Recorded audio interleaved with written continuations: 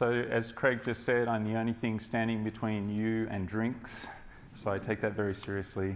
I want you to imagine that you're on a team and you're trying to, you're working on a system where it's a distributed system. There's a lot going on. You write software for a business domain where it's high stakes, high risk software if you make mistakes. And you're trying to understand what is the life cycle of this particular thing within your system. And you're having a lot of trouble getting everyone on the same page with that. And you know it's not quite right, but you can't figure out what you need to change in the way that you've modeled this concept to be able to figure it out, right? That's one example of the kind of thing that I do. I come in and I coach teams through that type of thing. Let me give you another example. So a company in San Francisco, they were doing a project Inception where they flew people in from all over the world that were on this team that they were spinning up. And they were working in a very complex domain, writing e-commerce software. They were integrating with maybe 3 or 4 legacy systems that had been around for a long time. They were sourcing data from these systems, and they were integrating new algorithms into how their pricing strategy worked for their website. And what do you do when you have 12, 15 people in a room? You have business people, you have BAs, you have Scrum Master, testers, developers, and you want to have that shared understanding of here's the problem that we're working on, and here are some options in terms of what we do here. So what we're talking about here is how do we learn together fast, right? How do we get better at developing that shared understanding in the shortest time possible, making the most of the opportunities that we have? We all attend enough meetings. We get dragged into endless discussions about design decisions and things like that. And how do we go into those types of situations I just described and be able to quickly ascertain what's going on in the business, what's important, what do I need to focus on? And there are a whole bunch of tools for that. Here are some of the tools that I've used in previous years. UML, like class diagrams, instance diagrams, moderately helpful, right? I get some benefits out of, like, if I'm standing in a room at a whiteboard sketching UML instance diagrams or something, I can model a concept and be able to have the business people somewhat follow along. Like the technical people can say, okay, I can see what you're doing there with what I'm trying to do. Here are things that going down from most helpful to least helpful. Things like a use case diagram. You know, these are things that come from UML that nobody seems to use anymore, but use case diagrams. Another one is something like this, right? We have sequence diagrams, activity diagrams. What's that? Does anyone even use these anymore? Completely unhelpful in talking to business people. Part of the thing that I struggle with these types of diagrams is you start sketching stuff like this and people start thinking in terms of structure rather than system behavior, right? And really most of what we're talking about is not how do we persist the data, but what is the intended behavior of the system? What is the system supposed to do? And I really get minimal engagement from these types of approaches. And really, I think it's because of 3 common challenges that I come across with the teams that I work with. The type of software that I was writing 20 years ago is not the type of software people are working with today. So first challenge I see, and this may be things that you can relate to. A lot of us work on systems now that are large scale, they're interconnected, they're distributed across multiple hosting centers, multiple nodes. We're putting stuff out in the cloud. We're having these things talk to each other. We're spinning up instances when we need them on demand. We're doing all this kind of stuff that we never used to do before. Not only that, but we're also integrating with legacy systems at the same time, right? So that's one of the big challenges that we're up against, the first one.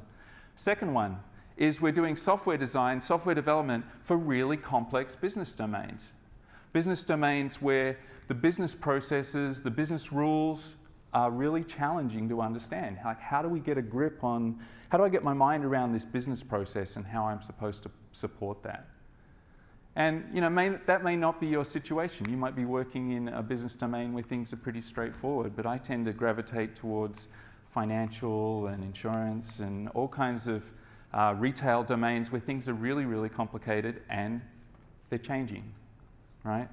Software that works gets modified, it gets used, it gets changed. Number 3 is that the people that know how the software should work and the types of problems that we're trying to solve are in the business. They're the business experts. They may be you might be fortunate enough to work directly with customers, or it may be people in the business that have been working in your business area for a long time, and those are the experts. Those are the ones that have the knowledge critical to success. Or maybe it's people that are on the technical side that work with these legacy systems that you have to integrate with. And not only are there multiple people involved in this who have multiple perspectives, but they're probably, because they're experts, they're not available when you need them, right? And the last thing you want to do is put them in a long, boring meeting, because they'll never come back, right? And you end up with this kind of situation where they're then disengaged, right? Maybe you have people on your team that are disengaged. Now, these are the 3 challenges that I tend to come up against over and over again. I was on a project that was really struggling in Colorado back in about 2007, 2008. And it was a very, very complex domain. It was to do with extended warranties and insurance. Had to get up to speed with how this type of business domain worked, and trying to model it in the code, trying to produce a rich domain model in the code, and really, really struggled with that until I came across this book, which came out in 2004, Domain-Driven Design. And it's really a book that helps you understand how to be able to get a grip on a complex business domain when you're struggling with how to do this kind of domain modeling. And one of the things that Eric Evans said in this book is that the critical complexity in most software projects that we're up against is not technical complexity, it's just in getting our minds around the business complexity and dealing with that. And once again, that's not true for every project, right? Sometimes we're on projects where the technical complexity, for whatever reason, we have a simple problem to solve, but we introduce a massive amount of technical complexity, right? Who's in that situation? Someone might have made decisions for you that you have to live with. Sometimes it's that situation, but I think the vast majority of times it's in understanding the domain itself. And so the question is, once again, how do we learn together fast? We're in that type of situation. So here are some things that I found more helpful. Doing things like user experience design, right? Doing mock-ups, getting team members to work together to sketch out, here's how the software should work. Another thing that's been very helpful that's come out in the last couple of years is user story. Well, it's been around for over a decade now, but Jeff Patton's done a lot of work on user story mapping with the idea that you're basically producing a visual model of the interactions between the people using the system and the software itself, and mapping that out, and realizing that your backlog should not be a queue, but actually a map like this. So if you haven't read that, I'd highly recommend it. Craig has a podcast interview with Jeff on the Agile Revolution that's really worth listening to. So with these types of techniques, I've been able to see good engagement. But the flaw in these techniques I've found is that they're not really dealing with the part of the iceberg that you don't see, which is most of what's going on with the actual system behavior. They're really focused on that visible, perceivable part of the software that the user sees, but not all the underlying complexity around what systems do we have, how do they interact with each other, what's going on with the actual underlying behavior of the system. So what do we do with that? So what I want to do is give you some tools in this talk to deal with these types of situations. When you find yourself in the situation where you have a lot of business complexity, multiple business experts, you're trying to understand these things, there's a technique called EventStorming that can help you develop a superpower in this area, if you want to think about it that way. And part of what I want to do, and a big part of what I want to do in this talk, is to help share with you what I've learned using this event-storming technique, which was developed by Alberto Brandolini a couple of years ago. He has a book, Event-Storming, which is up on LeanPub. So like on LeanPub, it's 25% done in some sections and 80% done in others, but there's a lot of valuable material there. So let's talk about event-storming. What do you do in event-storming? So the first thing you do in event-storming is, rule number 1, place events on a timeline. So what do we mean by that? What is an event?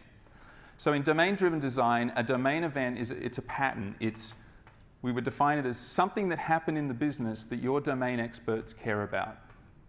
So let's talk about some examples of that. So it might be a step in a business process. So some examples of that might be customer order submitted, customer paid $100, order completed, item shipped. These would be examples of domain events, things that happened that people that care about this particular domain, in this case the business process of purchasing something, perhaps on an e-commerce site, that they care about. It could be something that happens on a scheduled basis.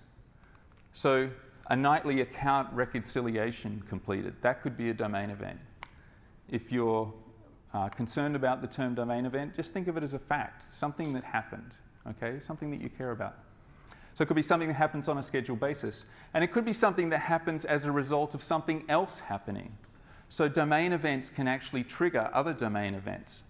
So in this example, customer account locked, that would be a domain event, and that gets triggered after invalid password entered happening 3 times, right? It's a little bit like in the US, you know, baseball is the big summer sport, and it's, if you think about a baseball game, you know, strike 1, strike 2, strike 3, if those are domain events, what happens after strike 3? You're out. Those 3, that sequence of 3 domain events triggers another domain event. In cricket, right, you have 6 balls and then it's the over, right, over completed. So these are domain events. So when we said place domain events on a timeline, here's what we mean is we use orange sticky notes. I sometimes use yellow because they're cheaper in the US. But basically, you write on a sticky note, here's what the event is. And you write it in the past tense. Why do we write it in the past tense? Because an event is something that happened in the past, right? And the thing that's really nice about domain events is these are the types of things that happen in a system that domain experts, that experts in the business care about.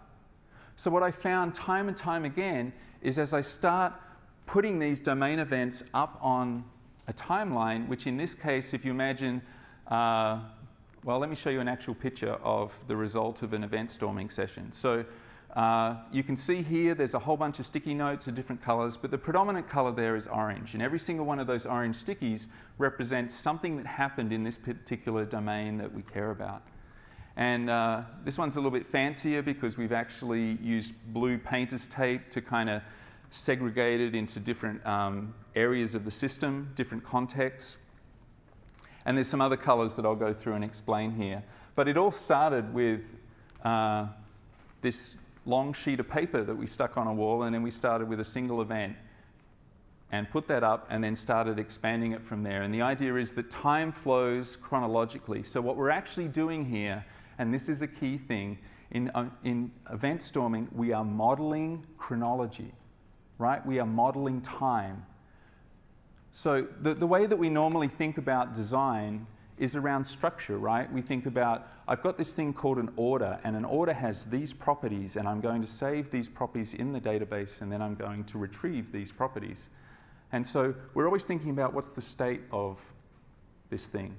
Whereas with domain events, what you're thinking about is, well, not so much what's the state of this thing, but what's the history of this thing up until this point in time, right? It's a very, very powerful technique. What are all the changes that happened that caused us to get to where we are right now? So, you know, we've had quite a few talks today around functional programming. So this is a very functional idea. The idea that we don't have something like an order that has state that is changing. What we actually do is have an order, and we have events that are happening that tell us what the state of that order is. And we'll get into that a little bit more a little later. So what are some of the things that can trigger domain events? As we go through, and I'll explain a bit more about event storming, but let's just get some of this down a little bit more. So we use blue stickies to indicate an action that was started by a user. Another way of saying that is commands. What are commands? What are imperative things that happen? So the user might say something like checkout in an e-commerce situation, or place order, or something like that. Another thing that we use is we use kind of purple, lilac colored ones for events that are coming from external systems. So one of the nice things about event storming is when you have distributed systems, when you have legacy systems that you're interacting with, you can represent those systems on the actual map itself that you're building up. We already mentioned that events can be triggered just by the result of time passing. So you might have an end-of-month process that runs, right? So you could just indicate that. And then maybe they're just, like we said before, the consequence of an existing domain event happening. So there's an example of that there as well. These are diagrams that I've taken from Alberto's book because they were just too good and I'm not as good at drawing as he is, so I use those. So, map events on a timeline. Secondly, provide unlimited modeling space. What do I mean by unlimited modeling space? This is about 30 foot of butcher's paper that I used for that modeling session before, because you never know ahead of time how deep or how broad you're going to go with this. And if you constrain that modeling space to just something very small, then you're constraining where people can take that exploration, take that discovery. So I ordered this roll of butcher's paper online, I think from Amazon.com, and set it up on the wall like this. And then we did an event storming session where we mapped out this particular business problem that we were trying to address here. So, unlimited modeling space. And then another key thing here is that a lot of the design discussions that I see developers getting into are very abstract and very philosophical kind of discussions. You hear things like, well, my model is better than yours, or my design is better than yours because it's more pure, or it's more beautiful, or it's whatever, right? So you're in the realm of aesthetics when you're making those kind of statements. What I like to do is have teams explore a real, concrete, specific business problem. Because the idea is you've got business experts in the room, so you're asking them, what's the problem that we're trying to solve? What keeps you up at night? What's this software need to do? So here's an example of a team that are using this same thing. So here they're walking through what they've come up with, and they're asking some questions about what's going on here with this model that they've developed. So one thing that's really cool about this is that you are able to treat this as something of a structured conversation. So what do I mean by a structured conversation or a structured meeting? Have you ever been in those kind of meetings where a question comes up and no one knows the answer? So basically you spend the rest of the conversation or the meeting arguing about what are we going to do with this particular thing, right? How are we going to resolve this? And the ignorance is kind of palatable, right? You could cut it with a knife because no one really knows the answer, but it's like building a bike shed. Everyone's an expert, so everyone wants to put in their 2 cents and look smart. You don't do that in event storming. What you do in event storming is if you have a question or you're making some kind of assumption, if you feel that there's kind of a red flag around something, or you want to discuss something further but it doesn't really fit in with the conversation, you capture it on a pink sticky and you just put it up on the wall. And then you can decide, once you've got it up there, you can decide, well, do we need to talk about this now? Like, do we have the right people in the room to dig into this more? And if the answer is no, then you just leave it up there and move on. So what's great about this type of thing of being able to capture this learning as you're going, or capture your ignorance basically, is that as you're putting the domain events up and putting up these pink or red stickies, something really bright that stands up there, it starts to become clear where the problem areas are, where the hotspots are. Where do you think the greatest risk at the moment in this system is? All right, it's towards the end there because no one really knows what's going on, have lots of problems. And so when you look at this map here, where's the risk? You don't even know what this domain is, and you could tell me, right? You could say, well, it's sort of top left in that area there because that's where we've captured that here's a whole bunch of things we don't know. So we're able to visualize these things in an event storming session. And that's a great thing, right? Because the idea is we're doing discovery, we're doing exploration. To use Ryan's terminology earlier, we're doing analysis, right? The idea is we're collaboratively trying to figure out what don't we know and being deliberate about that and being intentional about that. So we can also visualize interactions between things. So I mentioned earlier that one of the things that we can do is indicate things are commands. So we might have a user or a persona, if you are more familiar with user experience design, that issues a command, and you write what that command is, and then that triggers one or more domain events as a result of that. So you might have domain events for notify user, reserve inventory, whatever it is related to that particular command. Now, another thing that we can do is represent, and this is a term that comes out of Command Query Responsibility Separation, or CQRS. The idea that you can build up what's known as a read model. So basically you can, when you have a stream of events like this, how do you then present that information to the user? So what you can do is actually, like if I presented a stream of events to you about something like an order, how would you know what the current status of the order is if it had 10 events? How would you know? What's that? Look at the order protocol and see what the events are. Yeah, well basically what you would do is what's the last event, right? Because the last event kind of trumps all the previous ones. And so you'd replay the events to find out where are we right now in terms of how this goes. So a read model is kind of replaying events to build up what the state of something is, and then being able to create a model of that you can then display to the user. So we can indicate that as well, because what information does the user need in order to make that particular decision? Another thing we do with event storming is we visualize business rules. So we can use another color, in this case like a lilac, or lavender, to represent a business policy. So whenever something happens, here's what we should do. So one of the things in the US that when I go into like buy clothes or something like that, is there's all these decisions I have to make about things like, well, okay, so it says 30% off here, but then there's a 10% discount across the store. But if I use this certain credit card, then I get 20% off the right order. So what's the correct sequence of applying all those discounts so that I save the most amount of money? You ever had that kind of thing, right? Couponing is a big thing in the US, where people get all these coupons for supermarkets and stuff like that and try and figure out how to get toothpaste for free and things like that. My wife's very good at it. I don't think we paid for toothpaste for the last 3 years because the way she does the couponing. So policies are around things like, if I have something like a pricing discount and I have a promotion, how do these things interact with each other, and capturing that on the model as well. Sometimes it's something that's automated, or sometimes it's just something that you have to remember.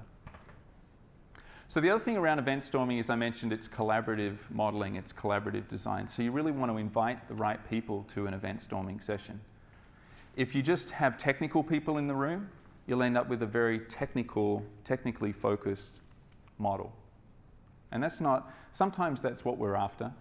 That example I showed earlier, where the team was walking through it, that's a very technically focused domain. And so basically the domain experts are the technical people. But that's usually the exception. In most times when I work with teams, it's business people that are the experts on how the business rules work and how things should go. So those are the ones that I want involved. So the idea is that we want development team members, we want technical people, and we want business people, and we want to throw them in a room, give them a structure, and see what they come up with. That's event storming. We want to create a visual map, a visual representation of this flow of events and all the things associated with that. So I would set up a room like this. I'd have my huge modeling surface up on the wall, ready to go. I'd put a legend up that explains all those different colors and what they mean. And I'd provide an unlimited supply of sticky notes and Sharpies for people to write on. And I'd make sure that everyone has Sharpies and sticky notes, because you don't want a situation where one person's standing up the front writing and everyone else is just standing back saying, that's a really cool thing you're doing up the front there, and oh, you spelt that wrong, all right? That's not event storming. Event storming is everyone's got a Sharpie, everyone's got sticky notes, and they're all writing ideas, it's brainstorming. They're writing ideas and they're putting them up. And they're not worried so much even about the chronology. when they're just trying to get the ideas up, right? It's just, let's get a bunch of ideas up there and then we can figure out the sequence, right? One thing that I find with us, with people, humans, is we're really, really good at pattern matching, right? We're really, really good at, if we have a whole bunch of things, once we have them, it's very simple often for us to just work out what the sequence is or to work out the groupings. But it's very hard to do that ahead of time. So let me show you an example. I did a workshop in Brussels earlier this year in January at the DDD conference. And one of the things we did was a little bit of event storming. So I want to show you some groups. These are all developers doing this, so it's a little bit artificial. But I want to show you what it kind of looks like when people are looking at these models on the screen. Notice they're not orange stickies in this case. These are yellow ones.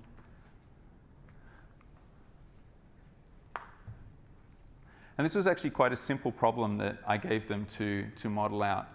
But you notice the level of interaction there, right? Everyone's engaged. Everyone's trying to figure out what's going on. Everyone's trying to understand, how are we representing these things? What are we missing? So what I did in this situation is each group is working on the same problem, right?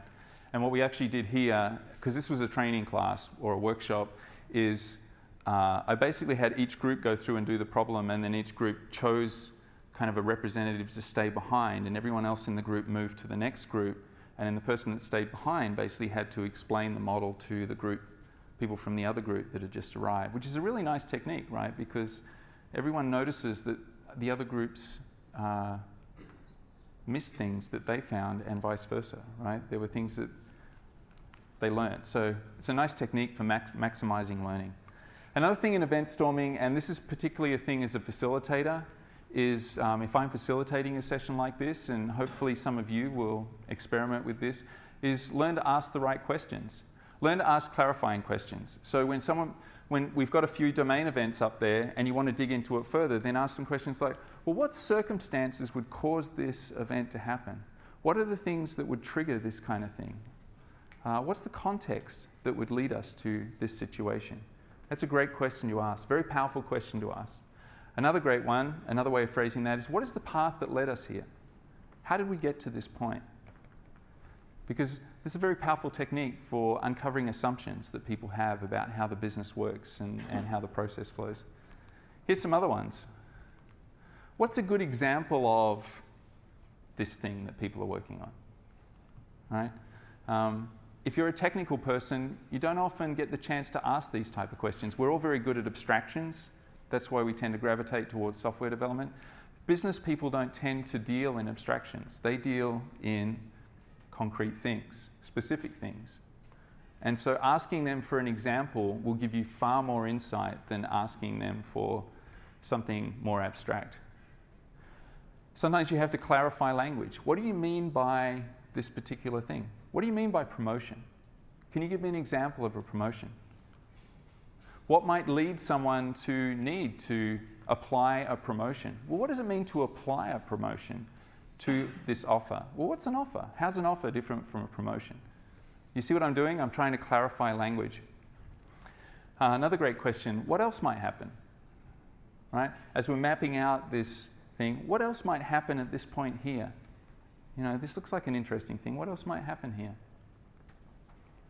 Okay, let's talk about some facilitation techniques, some tips for facilitating. So if you decide to run an event storming session, what are some things that you might want to keep in mind as you go through this? So one of the things I really, really want to emphasize, because we are, I think, so ingrained in our culture that meetings need to, basically, you put out a bunch of options, you make a decision, you're done, you move on to the next thing. That's not what event storming is. Event storming is fundamentally about discovery, exploration, right? It's mapping out the terrain. It's trying to develop that shared understanding. So you really want to focus first on learning and understanding. When you pitch an event storming session, you say, look, I see that there's this problem that we've been struggling with, and what I would like to do is this technique called event storming that can help us dig into that and really understand where are the risks, where are the things that what do we know, what don't we know, and let's make sure that we're all on the same page with this, right? So really focusing attention on what do we need to learn, what do we need to understand. Another thing is that event storming is a brainstorming technique. So one of the things that can really shut down this type of workshop is where one person says, no, that's wrong, that's dumb. I would never, right? I've been that person sometimes. And it really shuts it down. What you want to do, because it's brainstorming, is build on each other's ideas, right? And get the ideas up there, and then as a group, critique them rather than being the naysayer. So build on each other's ideas. Say, well, that's an interesting idea. What about this? Right? Because you're inviting a bunch of different people into the room, you want to capture diverse perspectives. So capture perspectives from people in the team, from people in the business, from stakeholders. Modeling domain events is just a wonderful way to draw out the business people from the day-to-day and really put the work that you're doing as software developers, as testers, whatever role you're in, to come to them on their terms, right? They understand. I have not run an event storming session yet where the business people didn't get the idea of domain events in the first 2 minutes. They were like, oh yeah, I get this. Okay, something happened that we care about. They're facts. Okay, off we go, right? Another key facilitation technique is time boxing, right? And this is something that I've had to learn as a facilitator, is that as a facilitator, it's okay for me to say something like, okay, we're going to go and do this event storming session for 20 minutes, and then we're basically going to stop and take a break and look at what we've done and discuss it a bit, and then we'll dive in again, right?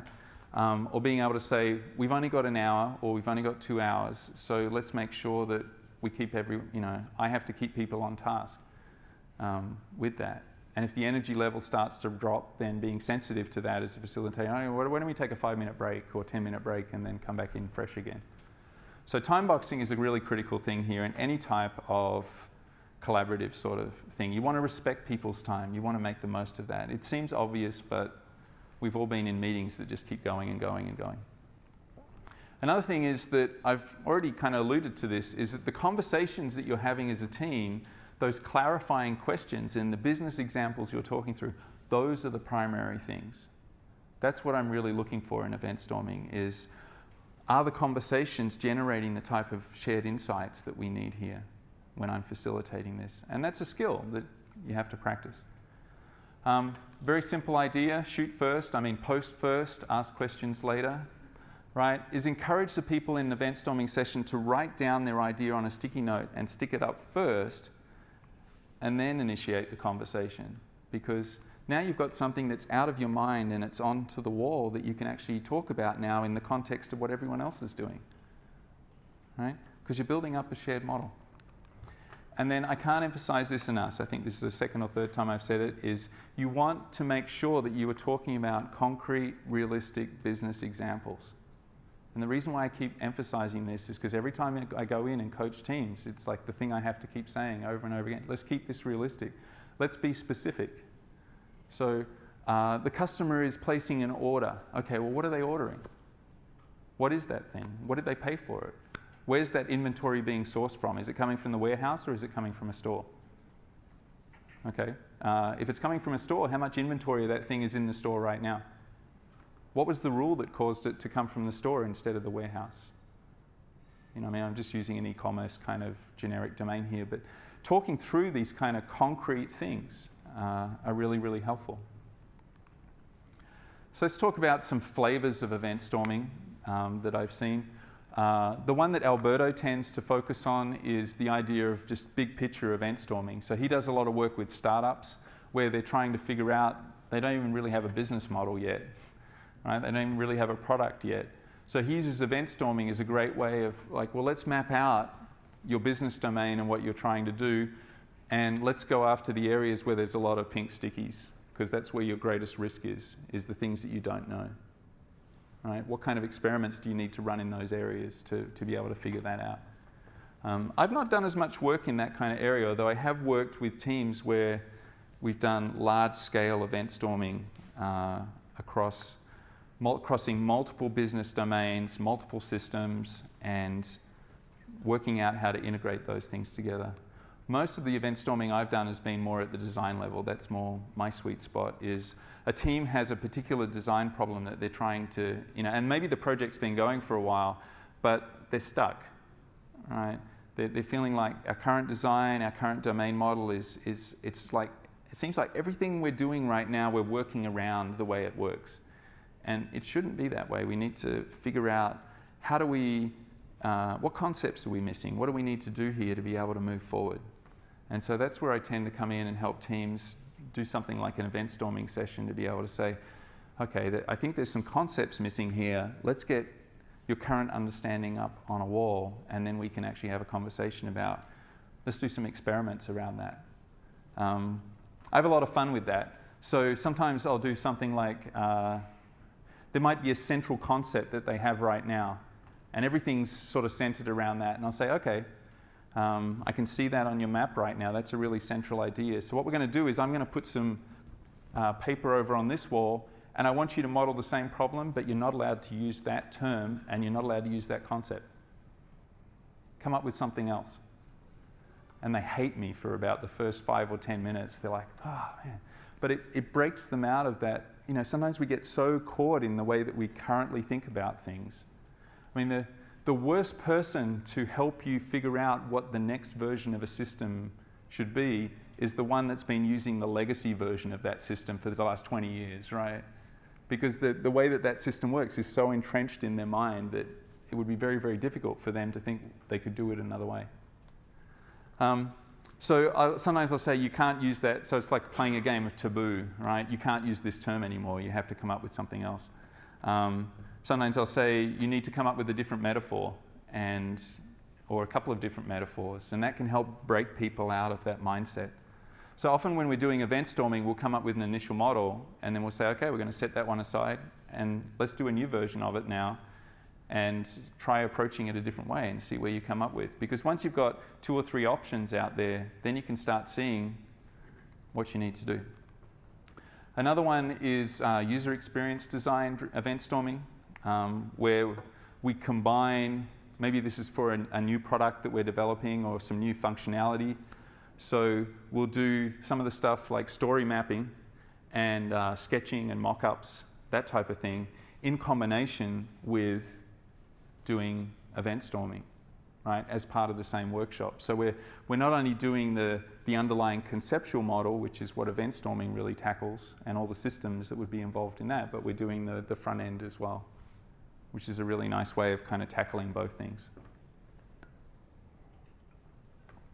And there are other flavors of this as well. So you can think of event storming as kind of like a game where there's some basic rules, but you can play it any number of different ways. So here's some benefits I found from event storming. I titled the talk Event Storming to do with learning in complex business domains. So this is really the sweet spot for this.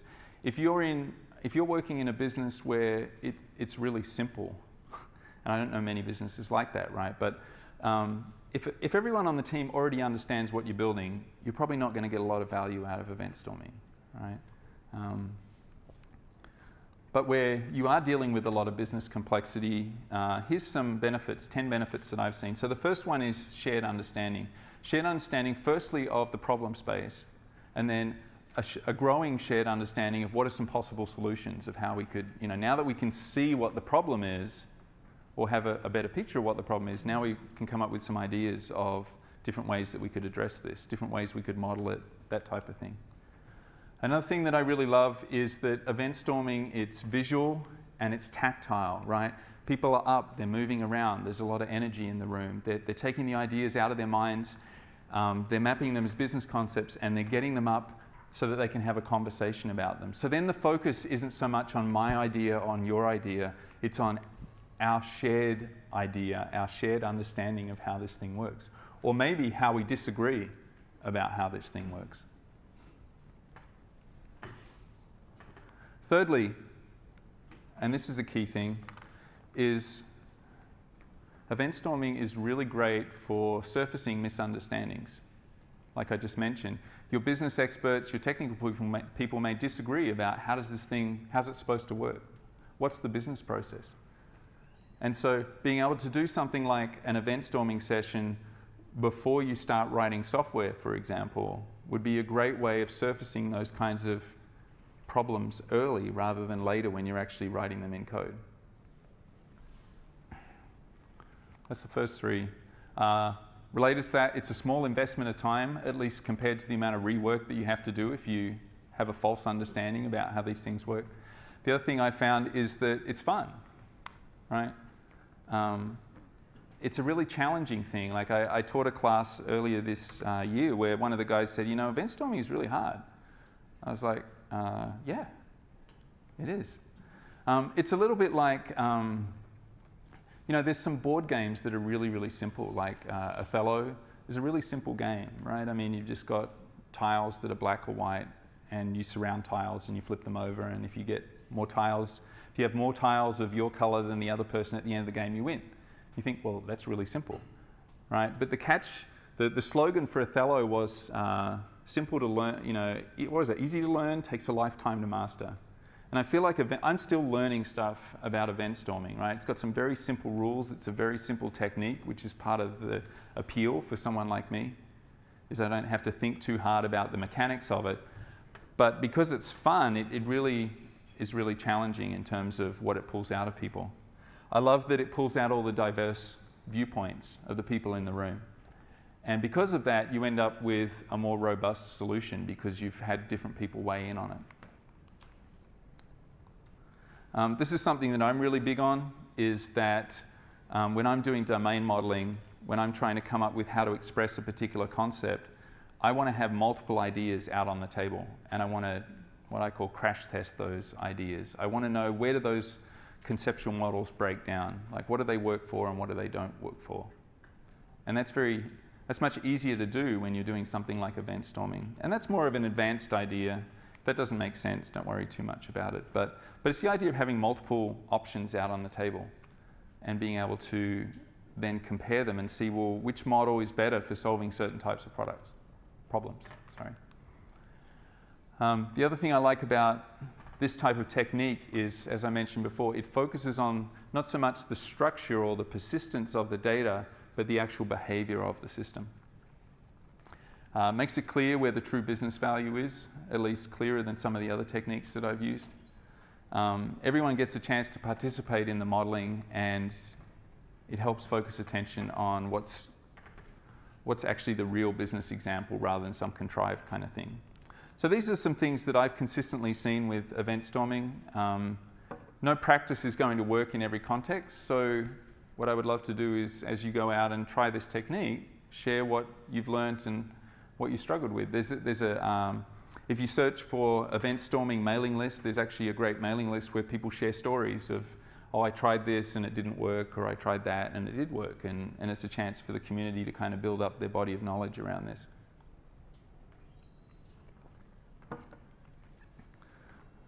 So at the beginning of the talk, I mentioned that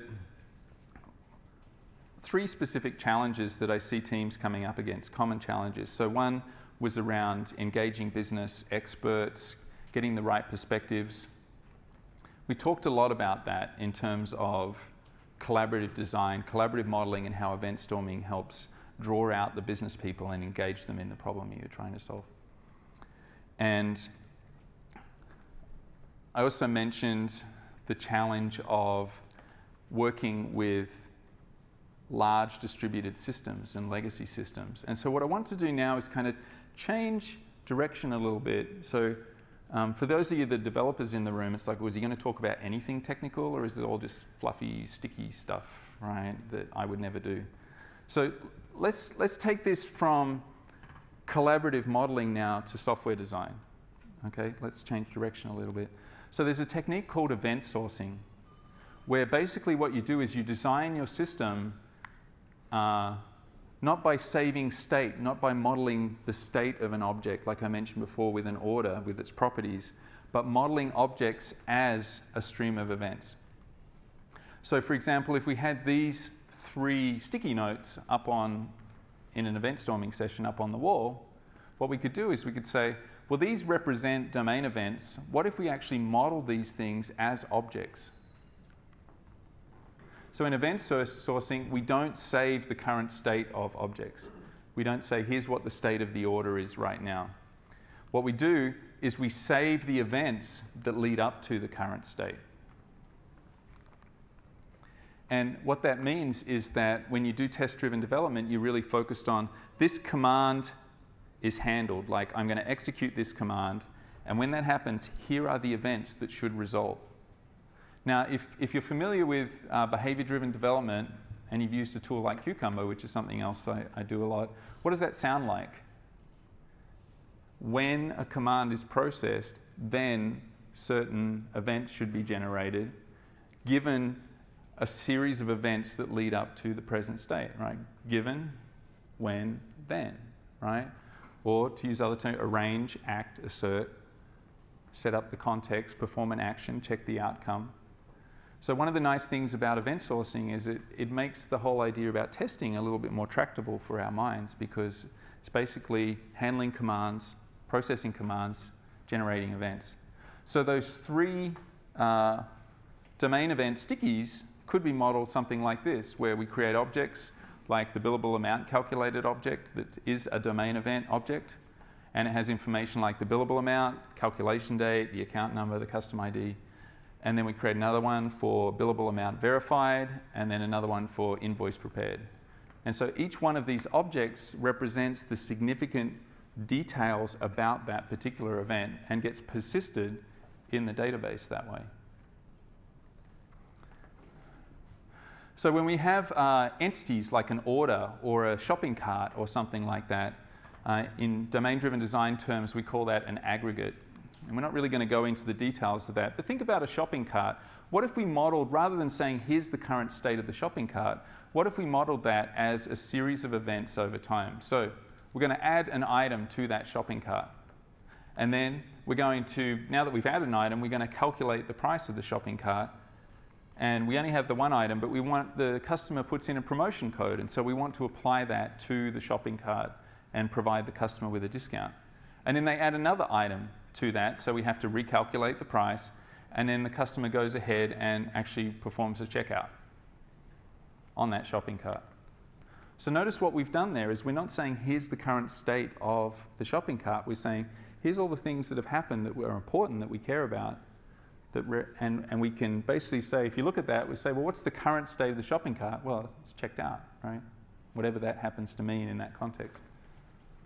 So that's the notion of event sourcing, is that basically for all your entities, you represent the state of those entities as a stream of events.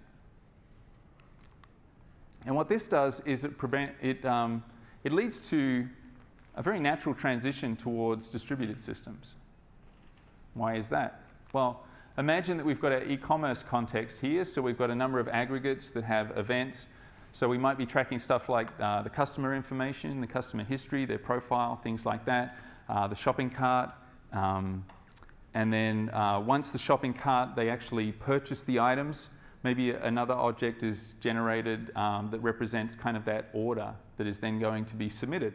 So what we can then do is we can represent things that happen in that e-commerce context that are important for other contexts can be streamed out to those other contexts as events. So for example, we might want to send information about the order or updates to the order or things like that to the order management context, which has its own set of aggregates. And then the order management context would send information back to the e-commerce context. So it might have information like the order's been shipped, right? The order's been delivered, those types of things. And what events allow us to do is to keep these contexts somewhat ignorant of each other, right? And I mean, in terms of the actual infrastructure for this could be done with some kind of message bus. There's any kind of different infrastructure options in terms of how you actually publish these events out and subscribe to them, that type of thing.